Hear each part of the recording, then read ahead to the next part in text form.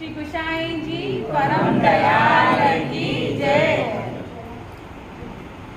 જો આજે વાર્તા પ્રસંગ બી છે, સત્સંગનો રંગ નિરાળો।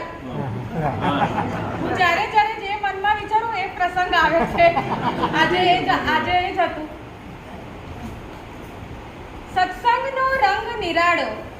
શ્રીનાથજીના વસ્ત્રો ધોવાની સેવા કરતા ધોબીને શ્રી ગુસાઈજીના આશીર્વાદથી દેવગતિ પ્રાપ્ત થઈ। મારવાડના રાજાએ એક મંદિર બનાવ્યું। તેમાં મૂર્તિની પ્રાણ પ્રતિષ્ઠાના પ્રસંગે આ ધોબીનો દેવગતિ પામેલો આત્મા મૂર્તિમાં પ્રવેશ્યો।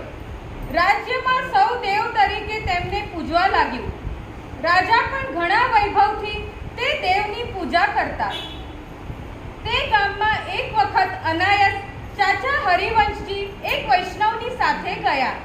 તેમણે આરતી ટાણે તે દેવમાં ધોબીના આત્માને નિહાળ્યો। રાજાને સઘળી હકીકત કહી। રાજાને પણ ચાચાજીની વાતની પાકી ખાતરી થઈ। રાજાએ ચાચાજીને પૂછ્યું, વૈષ્ણવરાજ, આટલા દિવસ મેં જાણ્યા વિના આ દેવની પૂજા કરી, હવે જાણ્યા પછી તેમની કેવી રીતે કરું? તમે જ રસ્તો બતાવો, હું શું કરું?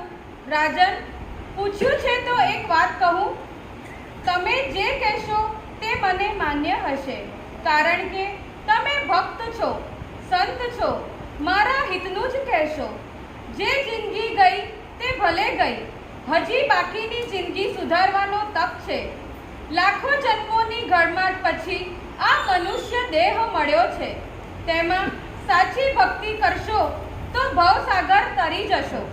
વૈષ્ણવરાજ, હું અજ્ઞાની છું, ભક્તિ વિશે કાંઈ જાણતો નથી, મને બધી સમજણ પાડો। રાજન, ગોકુળમાં શ્રી ગુસાઈજી મહારાજ બિરાજે છે। તેઓ ભક્તિ માર્ગના મહાન ગુરુ છે। તમે તેમની પાસે જાઓ, તેમના સેવક થાઓ, તેમની કૃપાથી તમને ભગવાનની ભક્તિ પ્રાપ્ત થશે।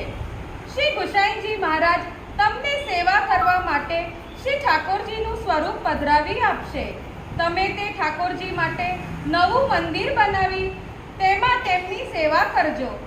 તમારા હાલના દેવની પૂજા જે પ્રકારે વૈભવથી પૂજારીઓ કરે છે તે પ્રકારે ચાલુ રાખજો। તેમાં ઘટાડો કરશો નહીં। તમે માત્ર દિવસમાં એકવાર ત્યાં જઈ તે દેવને નમસ્કાર કરી આવજો। બાકીનો બધો વખત શ્રી ઠાકોરજીની સેવામાં ગાળજો। રાજાના ગળે હરિવંશજીની વાત ઉતરી ગઈ। કુટુંબને સાથે લઈ રાજા ગોકુળ ગયા। શ્રી ગુસાઈજીને સર્વ હકીકત કહી। શ્રી ગુસાઈજીએ તેમને નામ નિવેદન કરાવી સ્વરૂપ સેવા પધરાવી આપી। રાજા શ્રી ગોવર્ધનનાથજીના દર્શન કરી પોતાના દેશ મારવાડ પાછા આવ્યા। ચાચાજીએ કહ્યું હતું તે પ્રમાણે ઠાકોરજી માટે સુંદર મંદિર બનાવ્યું। ઉત્તમ મૂર્ત જોઈ તેમાં શ્રી ઠાકોરજીને પધરાવ્યા। શ્રી ગુસાઈજીએ શીખવ્યા પ્રમાણે સેવાનો સર્વ પ્રકાર દરરોજ કરવા લાગ્યા। પોતાની જાતને જે સેવા કરતા તેમના સંગથી ગામના બીજા લોકો પણ વૈષ્ણવ થયા। રાજા વૈષ્ણવો સાથે રાત્રે ભગવત વાર્તા કરે તે ધોબીદેવ ગુપ્ત રીતે સાંભળવા આવતા। એક દિવસ રાત્રે ધોબીદેવ રાજાને સ્વપ્નમાં કહ્યું, રાજન, તમારા ઠાકોરજીના મંદિરના દરવાજાની બહાર મને એક ગોખલામાં બેસાડો। શ્રી ઠાકોરજીના રાજભોગની એક પ્રસાદી પાતળ રોજ મને પીરસજો। તે સિવાય મારા માટે અલગ કશું કરશો નહીં। મારા મંદિરનો બધો વૈભવ શ્રીનાથજીના મંદિરે પહોંચાડી દો। બીજે જ દિવસે રાજાએ તે પ્રમાણે કર્યું। થોડાક દિવસ પછી ચાચાજી ગુજરાતથી પાછા ફરતા રાજાના ગામમાં આવ્યા। ચાચાજીની સાથે 20-25 વૈષ્ણવો હતા। રાજાએ તેમનું ખૂબ પ્રેમથી સ્વાગત કર્યું। પોતાના મહેલમાં મુકામ કરાવ્યો। સૌને મહાપ્રસાદ આગ્રહ કરીને લેવડાવ્યો। ચાચાજી રોજ જવાની વાત કરે એટલે રાજાનું મોં ઉદાસ થઈ જાય। હાથ જોડી આગ્રહ કરી વિનંતી કરે, કાલ જજો, આજનો દિવસ રોકાઈ જાઓ। એમ કરતા ચાચાજીને ઘણા દિવસ રોકાયા। તેમણે ઘણા સત્સંગ કર્યો। આખરે ચાચાજીને વિદાય કરતા શ્રી ગુસાઈજી તથા શ્રીનાથજી માટે ઘણી ભેટ મોકલી. ચાચાજી જ્યારે જ્યારે ગુજરાત જતા ત્યારે આ રાજાના ગામમાં અચૂક આવતા, 5-10 દિવસ રોકાતા. રાજા ચાચાજીને ખૂબ ભાવપૂર્વક રાખતા અને તેમની સેવા કરતા. સિદ્ધાંત નવનીત. ચાચાજીએ ધોબીદેવનો વૈભવ ન ઘટવાની સૂચના આપી. તેનું કારણ શું છે? વૈષ્ણવ થયા પછી અન્ય દેવની પૂજા કરવી કરાવી એ શું અન્યાશ્રય નથી? શ્રી હરરાયજીએ ભાવ પ્રકાશમાં એનો ખુલાસો કરે છે. આ દેવ પૂર્વ જન્મમાં શ્રી ઠાકોરજીના ધોબી છે. તેમને જે દેવ તત્વ અને વૈભવ પ્રાપ્ત થયો છે તે શ્રી ગુસાઈજીના વરદાનથી થયેલો છે. માટે તેમનો વૈભવ ઘટાડવાની ચાચાજીએ ના પાડી. તે ઘટવાથી શ્રી ગુસાઈજીનું વચન સિદ્ધ થાય નહીં. વળી એકવાર અન્યાશ્રયની સમજ આવ્યા પછી તેમાંથી મન હટાવી લેવાથી અન્યાશ્રય રહેતો નથી.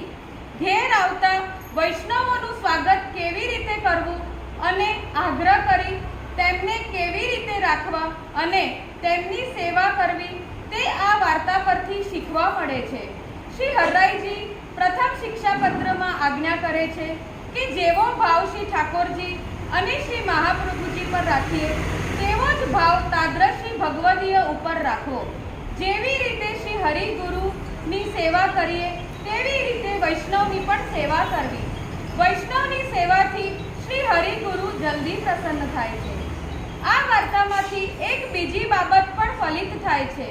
પ્રભુ કૃપાથી દ્રવ્ય મળ્યું હોય તો તેનો ઉપયોગ શ્રી હરિ ગુરુ વૈષ્ણવની સેવામાં કરવો.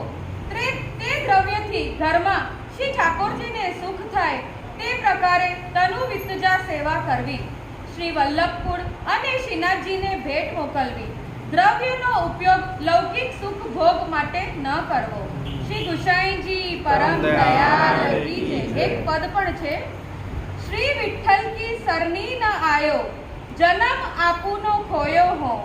જો સેવા રસ સ્વાદ ન ચાખ્યો, જન્મ જન્મ સો રોયો હો. यह कलिकाल कराल व्याल सम महाअगन को मूल हो. मेहा प्रभु गिरधर बिनु सुमिरे, सहे त्रिविध दुख सूल हो.